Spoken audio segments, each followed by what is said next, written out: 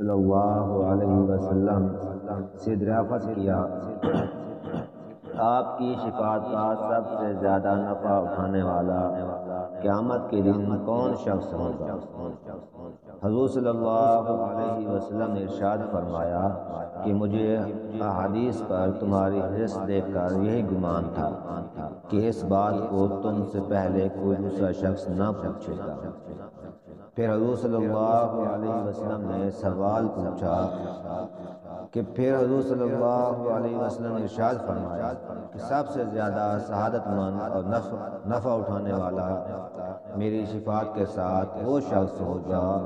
جو دل کے خلوص کے ساتھ لا الہ الا اللہ کہے۔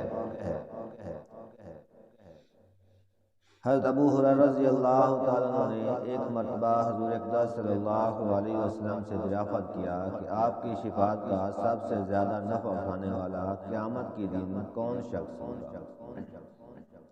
حضور صلی اللہ علیہ وسلم نے ارشاد فرمایا کہ مجھے حدیث پر تمہاری حرص دیکھ کر یہی گمان تھا کہ اس بات کو تم سے پہلے کوئی دوسرا شخص نہ پوچھے گا۔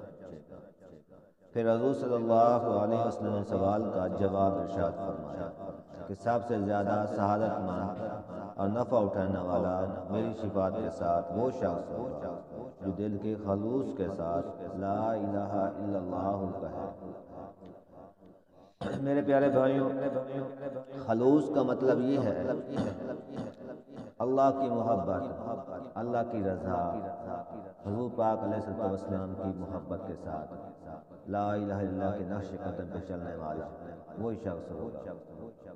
جو محبت کے ساتھ اللہ کے احکامات پہ عمل کرے گا، حضور کے طریقوں پہ زندگی گزارے گا، پھر حضور کی شفاعت ہوگی اور لا الہ الا اللہ کے سائے کے نیچے زندگی گزارنے والا ہوگا۔ لا الہ الا اللہ ہر نبی نے یہی دعوت دی، 1,24,000 پیغمبر نے آ کر یہی دعوت دی، قولوا لا الہ الا اللہ، لا الہ الا پڑھ لو کامیاب ہو جاؤ گے۔ جو بندہ لا الہ الا اللہ کو چھوڑ دیتا ہے، لا الہ الا اللہ کو چھوڑنے کا مطلب یہ ہے اللہ کے حکم کو توڑنے کا مطلب یہ ہے توڑنا اور پس پردہ ڈال دینا، حضور کے اللہ کے احکامات کو چھوڑ دینا، حضور کے طریقوں کو چھوڑ دینا، یہی ناکامی ہے۔ اگر ہم لا الہ الا اللہ کے سائے کے نیچے زندگی گزاریں گے، یوں سمجھیں اللہ کے احکامات کو ہم مان رہے ہیں، حضور کے طریقوں کو اپنے جسم کے ساتھ پیوست کر رہے ہیں، وہ انسان کی کامیابی ہے، پھر حضور کی شفاعت بھی ہوگی۔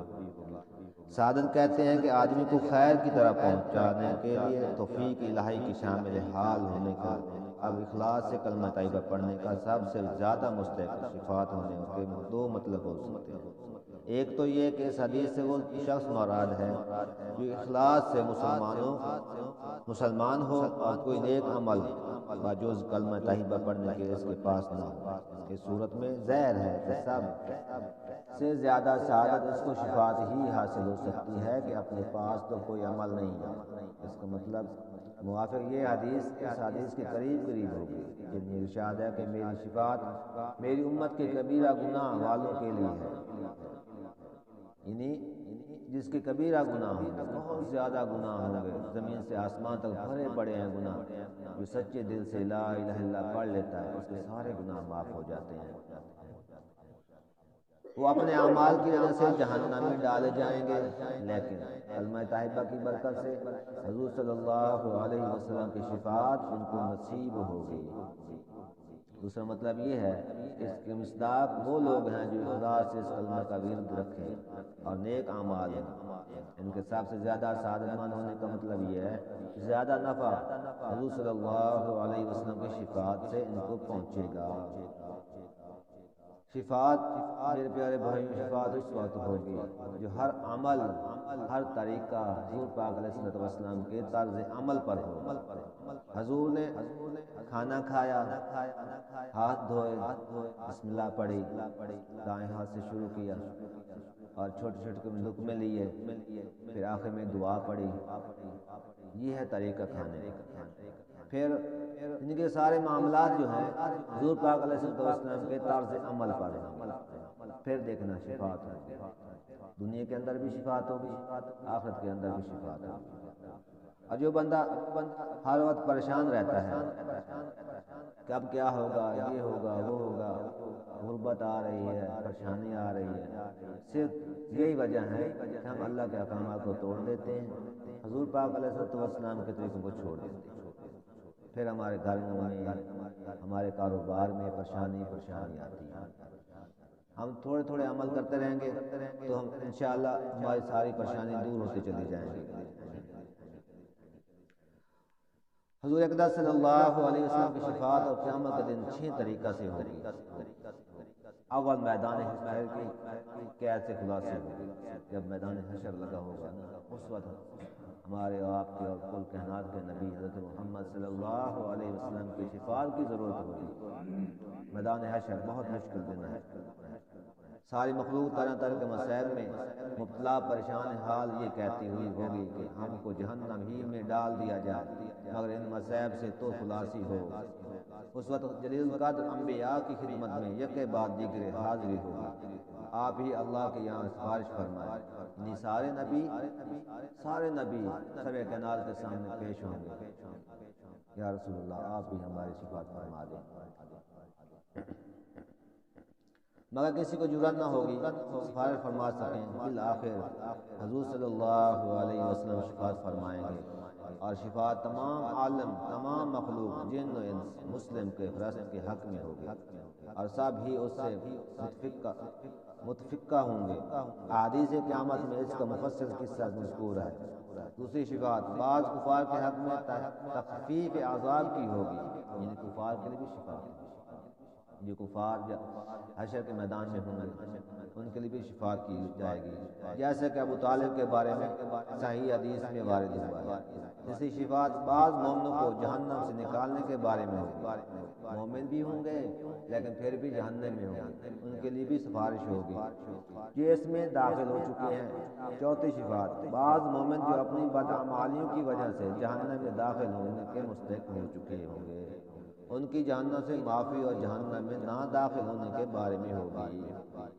پانچویں شفاعت بعض مومنین کے بغیر حساب کتاب کے جنت میں داخل ہونے میں ہوگی، یعنی بعض مومن ایسے ہوں گے جو ان کا بغیر حساب کتاب وہ سفارش ہوگی کہ یا اللہ یہ مومن ہے، میرے ماننے والے ہیں، یا اللہ تیرے احکامات کو میرے طریقوں پہ زندگی گزارنے والے ہیں، ان سے حساب کتاب نہ لیا جائے، ان کی شفاعت ہوگی۔ پانچویں شفاعت بعض مومنین کے بغیر حساب کتاب جنت میں داخل ہونے میں ہوگی۔ چھٹی شفاعت مومنین کے درجات بلند ہونے میں ہوگی۔ بعض مومنین ایسے ہوں گے جن کی ساری زندگی اللہ کے احکامات میں گزر گئی، سروے کائنات کے طریقوں میں گزر گئی، لیکن اب درجات کی ضرورت ہے اور زیادہ درجہ بلند ہو جائے تو اس کے لیے سفارش ہوگی۔ تو میرے پیارے بھائیوں، شفاعت ہر مسلمان کے لیے ہوگی، ہر انسان کے لیے ہوگی، ہر نبیوں کے لیے ہوگی، لیکن کم از کم دنیا کے اندر رہ کر تو یہ اعمال کر لیں، سروے کائنات کو خوش کر لیں، پھر خوشی خوشی سروے کائنات میں فرمائیں گے یا اللہ دیکھو یہ میرا مومن بندہ دنیا کے اندر رہ کر مشکلات میں رہ کر اور دقت گزارتے ہوئے اور یہ زندگی گزاری، اب اس کے درجات بلند فرما دیجیے، ہم ان شفاعت میں شامل ہو جائیں۔ شامل کب ہوں گے؟ ہم تھوڑے تھوڑے وقت میں وقت نکال کے اللہ کے راستے پہ چلنا، اللہ کے راستے پہ جا کر اپنے آپ کو سدھارنا اور ٹھیک کرنا، پھر واپس آ کر اعمال کرنا۔ گھر بیٹھے بٹھائے نہیں ہوں گے، پکی اور سچی بات ہے، گھر بیٹھے بٹھائے نہیں ہوں گے۔ سب سے مشکل وقت یہی ہوتا ہے کہ گھر کے اندر زندگی گزارنا، کہ دنیا کا جو اعمال ہیں یہ تو گھیرے ہوئے ہیں، کبھی جناب پیسے کی ضرورت پڑ گئی، کبھی کاروبار کی ضرورت پڑ گئی، کبھی رشتہ داروں میں مشکلات پیدا ہو گئی، کبھی کدھر کبھی کدھر، لیکن ایک ہی حل ہے، اللہ سے ہم رجوع کرنا، اللہ سے طلب کرنا، حضور کے طریقوں کے مطابق پورا کرتے چلے جانا، اس کو کہتے ہیں کامیابی۔ پھر دیکھنا قیامت والے دن شفاعت نصیب ہوگی۔ اللہ پاک ہمیں اور آپ کو عمل کرنے کی توفیق عطا فرمائے۔